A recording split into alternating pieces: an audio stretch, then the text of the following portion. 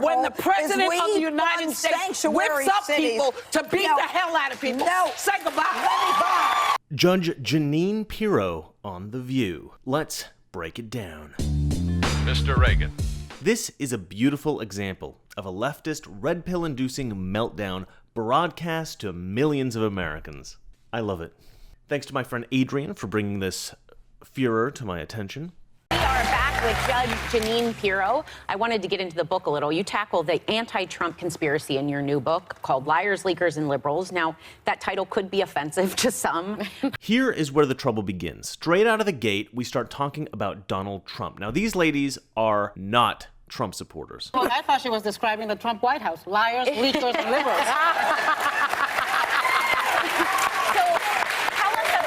The title? Jeanine Pirro smiles throughout this joke. She probably finds it irritating, but she's smiling. This is probably a kind of defense mechanism. She's learned to smile to control her emotions. It also hides whatever actual reaction she's having, but it's effective. She might be horrifically irritated, but she smiles through the joke. She takes it with good humor, even though the joke has been made spitefully. I mean, I have been in the crime business for over 3 decades, and I think I said that before. And I know a con when I see it. And I think that what has happened in the last... This moment is very telling with regard to what kind of an audience The View attracts. They're catering to leftist women. Do you think Donald Trump embraces and embodies conservative ideology? Remember, he used to have a different position on pro-choice. He's imposing tariffs. He's against globalism. Do you think he is an ideologue that is faithful to conservative policies? You know, I'm not here to talk about what Donald Trump is and isn't. But you talked to him about it. No, you got to answer the question. I'm here to talk about the book. This is obviously something that Jeanine Pirro hasn't really thought that much about. I think a lot of conservatives don't think too much about Donald Trump having flipped on certain political issues. I'm not even certain that Donald Trump had thought terribly much about all the political issues across the spectrum before running for president. Not very many people do. Most people focus on those political issues that affect them personally. Now, I've talked a little bit about this in other videos about how Donald Trump may have actually been further left before running, and then having run for president, found that the conservative base embraced him and the left slandered him and rejected him, and that probably drove him to become further right. This is actually a theory of my friend Kurtz, which I happen to agree with. So had the left not attacked him so viciously and relentlessly, he may have ended up being a more moderate president. So I actually think it was the fault of The View and Ana Navarro and people like them who have driven Donald Trump to being far more conservative than he would have otherwise. Now, clearly, Pirro isn't prepared to answer this question. She came on the show to promote her book. Now, her book does talk about Trump, but specifically discusses the criminal investigation of Trump.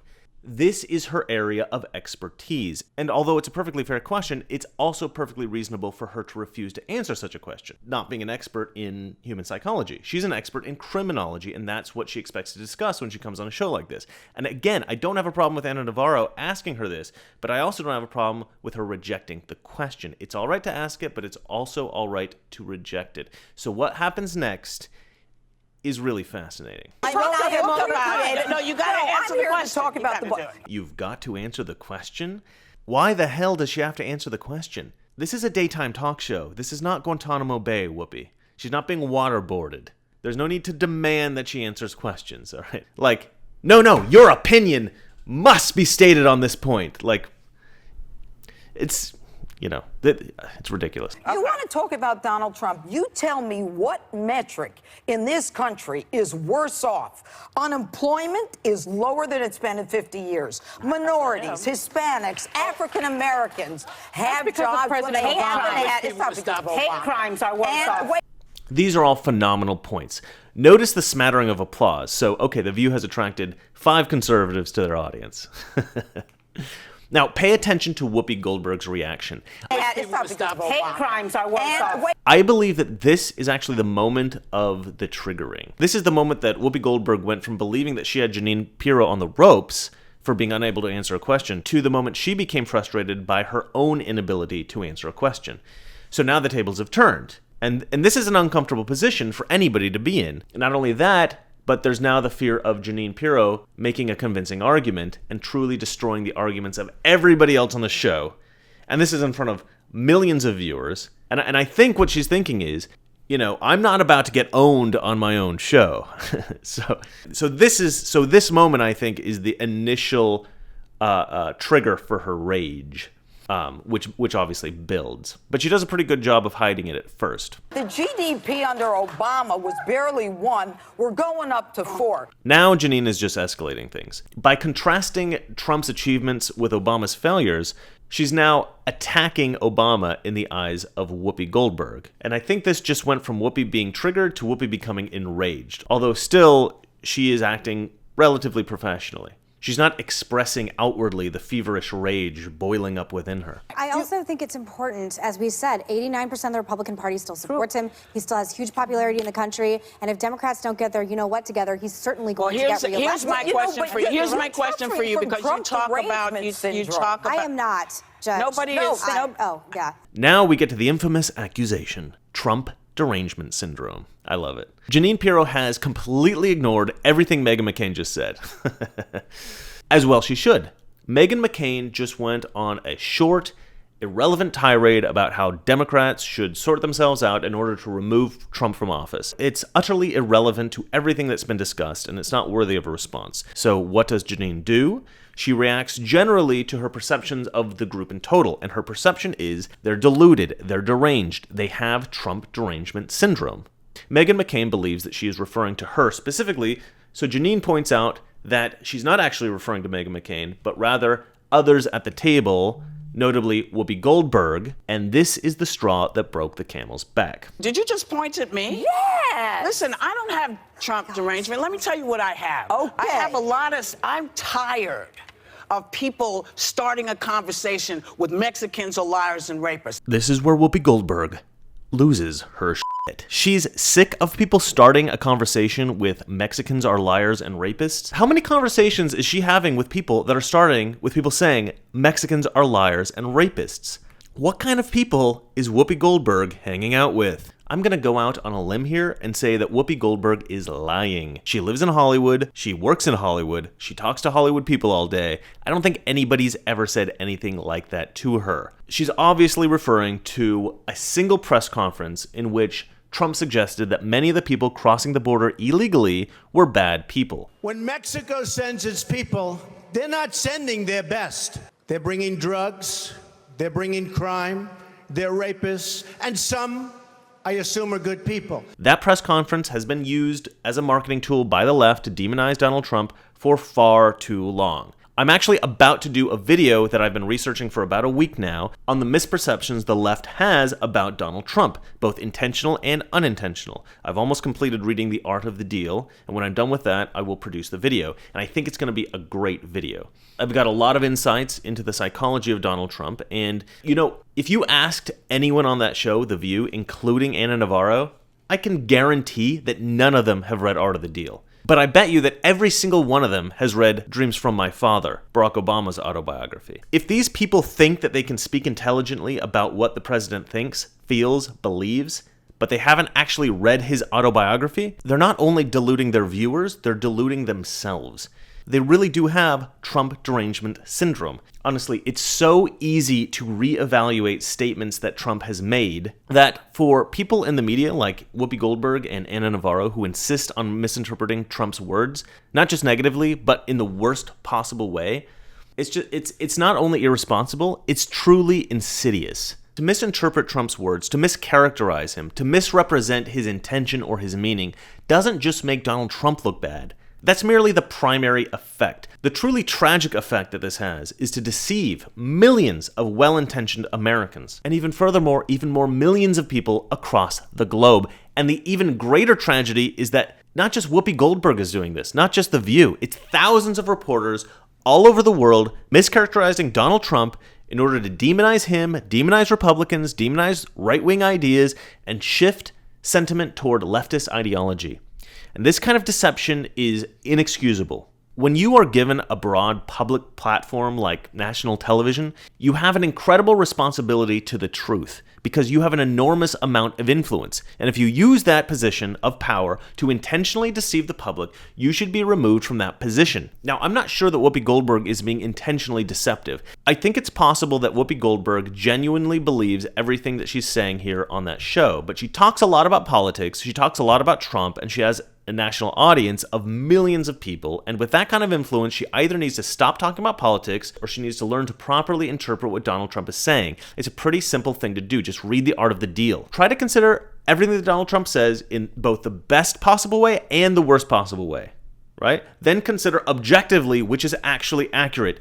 If she did this, if she was genuinely objective, she might start to see patterns emerge, right? Which would indicate that everything Donald Trump is saying is not some kind of thinly veiled attempt at white supremacy or the subjugation of women or the marginalization of homosexuals or the demonization of Islam or whatever other nefarious intentions she imagines Donald Trump has, but rather a genuine attempt to make America great again. But she has no interest in the truth. She's affixed to her ideology, and she has no intention of allowing herself to be convinced of any other reality than the one she has established in her mind, no matter how delusional that invented reality might be. I'm 62 years old. There have been a lot of people in office that I didn't agree with, but I have never, ever seen anything like this. I've never seen anybody whip up such hate. I've never seen anybody be so dismissive. You can see the hatred in Whoopi Goldberg's face. You can see the hate in the way she expresses herself here. This woman hates Donald Trump. Hate. This is not rational. Donald Trump did not murder this woman's family. Donald Trump has done nothing to personally hurt Whoopi Goldberg or anyone that she knows, as far as I'm aware.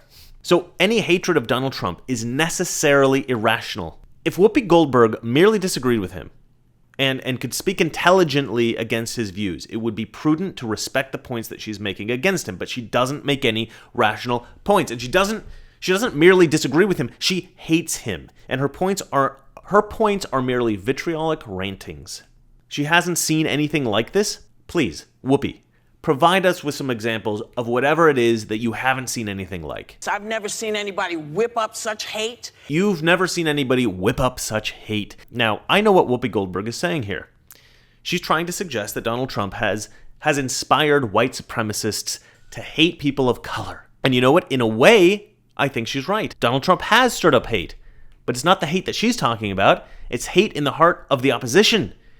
It's hate in you, Whoopi Goldberg. And to some degree, that's Donald Trump's own fault. He tends to speak in a way that is incendiary, that is provocative. And I don't always agree with that strategy. I suppose to some degree it is incumbent upon a president to make himself clear to his opposition. However, Donald Trump's tactlessness seems to have had an unintended consequence, an extraordinarily positive unintended consequence. And that is to have shone a spotlight on the radical nature of so-called moderate leftists. The more extreme leftists act, the clearer their lack of reason becomes, the clearer their hypocrisy becomes, their inconsistencies become, the clearer their radical nature becomes. And the clearer all of this becomes, the more people on the left who are genuinely moderate become red-pilled. They walk away. Now, let's be clear about what Whoopi Goldberg is accusing the president of when she says that he's stirring up hate. She is following a leftist line of reason that's extremely common today. She's saying that Donald Trump is emboldening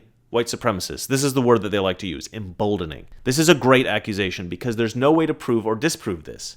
It sounds terrible. It sounds extremely nefarious. So it makes Trump look really bad in the eyes of those who are already somewhat suspicious of his motivations. Anyway, she's right. White supremacists are becoming emboldened, but it's not because of Donald Trump directly. The reason white supremacy is becoming more extreme in America is because of groups like Black Lives Matter, Antifa, people like Maxine Waters. I've said it in a previous video, and I'll say it again. The way to reduce white supremacy in America is to reduce racism against white people in America. There are radical leftist groups that are racist against white people, sexist against men. They rally against what they refer to as heteronormativity, and they are legitimately hateful. This is not fake hatred that is assumed to exist by some kind of complicated interpretation of something benign that somebody said. This is admitted hatred. These people acknowledge that they hate white people, that they hate men, that they hate heteronormativity. And when you have some subsection of the population that is hateful, you will find equal and opposite reaction from those that they are hateful struggle against. So it's not Donald Trump that's enlivening white supremacy in America, it's radicals like Whoopi Goldberg. The way to reduce white supremacy in America is to reduce racism in all the other groups. It's to reduce racism in the black community, in the Hispanic community, in feminists. You need to reduce hatred in the radical left on college campuses.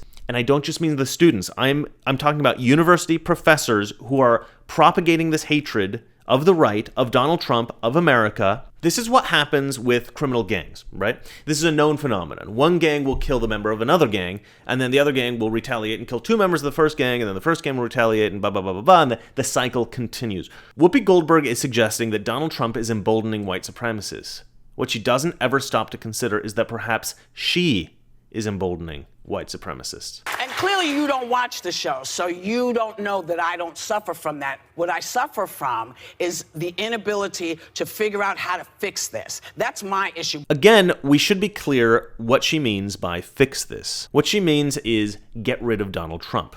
She is so blinded by her irrational hatred that she has no ability to consider the problems in America could be, in fact, solved with Donald Trump in office. Her view has become utterly myopic. She has a singular solution: remove Donald Trump from office. Her frustration stems from an inability to figure out how to accomplish that goal. Maybe instead of simply trying to remove conservatives from power, you should start by trying to change yourself. Try to figure out how to understand conservatives instead of merely demonizing them and trying to get rid of them. At this point, you are so motivated by hatred that you refuse to even speak to conservatives, to have a conversation with them, to listen to their point of view. I suppose that's why the show is called The View and not The Views. Get it? Because it's only one view. Crazy, radical leftist view. Anyway. I want to answer your question because you didn't actually ask you a question. You had your opening statement, which was how horrible it is that Donald Trump is talking about that's all what you, of these I'm people. Sorry, you know baby, what that's I think what you is said. horrible? You said, Well, but you know what's horrible? that when people who shouldn't okay. be here end up murdering the children of American citizens. You know what's horrible? What's horrible when the president of the United States whips up people to beat the hell out of people. No. Say goodbye. Let me buy. When the president of the United States whips people up to beat the hell out of people. This is another common accusation from the left against Donald Trump. Now, Donald Trump has used violent rhetoric with regard to protesters at his rallies. But what the left is neglecting to consider is that Trump isn't suggesting that people go beat up random innocent people, okay? This is what Whoopi Goldberg is saying when she says this. This is the image she's trying to produce in people's minds. She's really being disingenuous here. She's taking comments that were made about specific types of people, and she is distorting it to infer that Trump is saying something that is evil, right, as opposed to practical. Now, why would advocating violence be practical?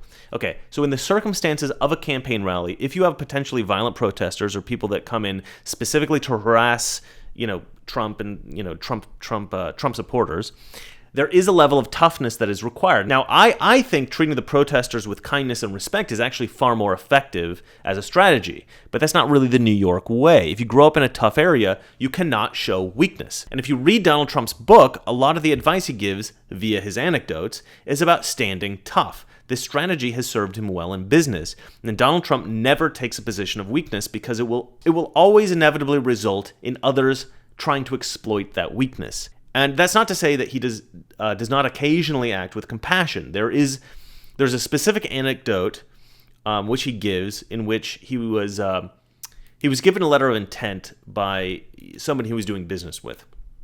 And it could have been used in court as a legally binding agreement, but when asked by the guy to destroy the letter, Trump acquiesced. He tore it up right in front of his face, apparently, according to the book. Now, and he didn't do this, so he says, because he had to, right? He didn't do it because it was in his best interest. He did it because he liked the guy, and he thought it was the right thing to do. So Trump can act against his own interest merely out of compassion, right? I mean, that's illustrated in the book in a couple of places. But in the case of a protester, a particularly vitriolic protester, potentially violent protester, being rough with that protester sends a message to the other protesters. You're not allowed to come into our rallies and attack us, either with vitriol or physical force. And there were protesters who came to Trump rallies and were violent. So to suggest that Donald Trump indiscriminately advocates violence is not only disingenuous, but again, viciously deceptive. Whoopi Goldberg has leveraged every viciously deceptive leftist criticism of Donald Trump in this segment. I mean, okay, maybe not all of them. There are probably hundreds. But she's hit on some major ones. And sadly, sadly, I don't think Jeanine Pirro was prepared to contradict all of these absurd points. More tragically, she wasn't provided the opportunity to do so on the show. She was forcibly removed from the show, and then she was verbally berated by Whoopi Goldberg after Whoopi passionately condemned the advocation of violence, dismissiveness, and vitriol from the president. Whoopi Goldberg is such an obvious hypocrite here.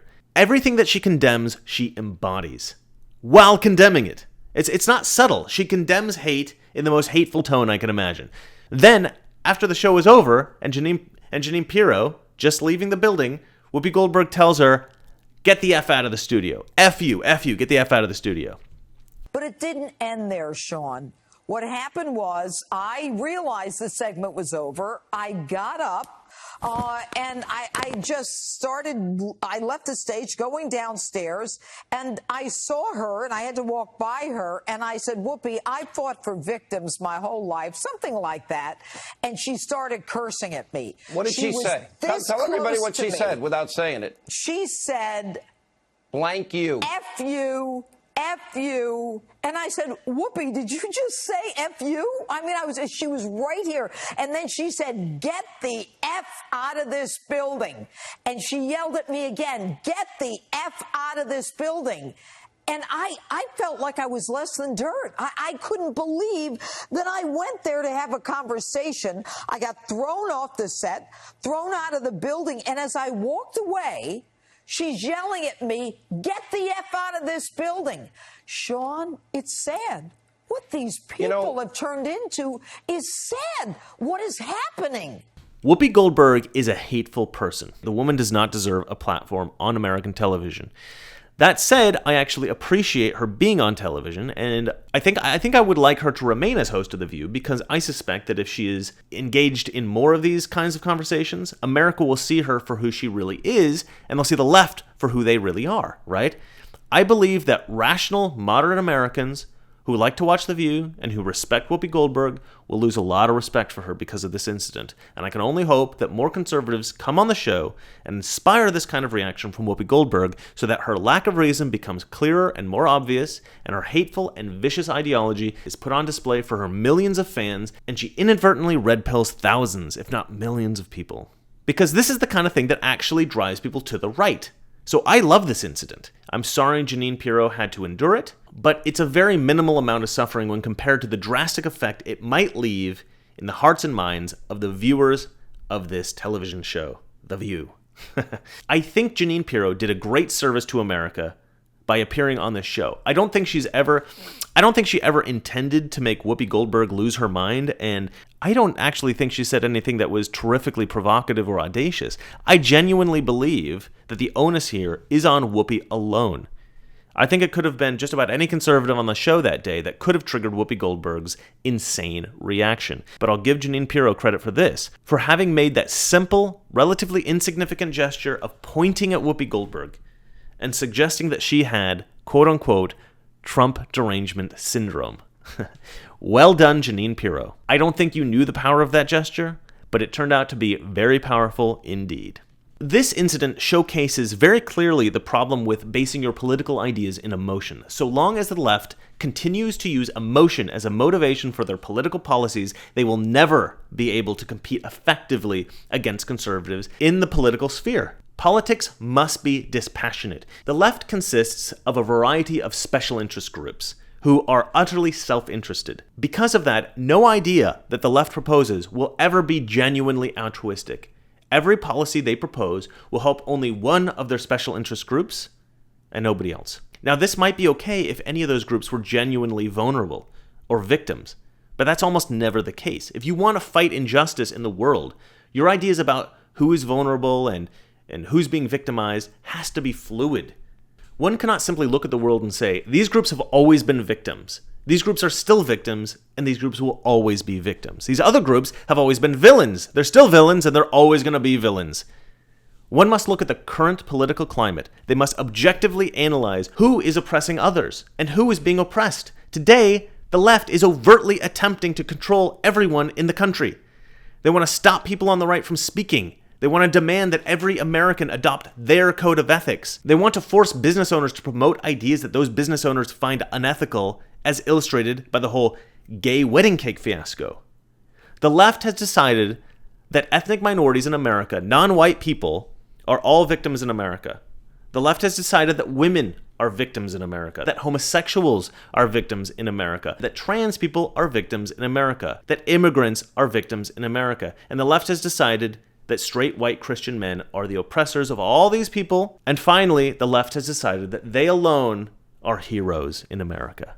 They've decided that this has historically been the dynamic in America, that it's the current dynamic in America, that it will always be the dynamic in America. Because the left has this fixed idea of who the good guys are and who the bad guys are, they will never be able to accurately identify real victims, truly vulnerable people, and the true oppressors in American society.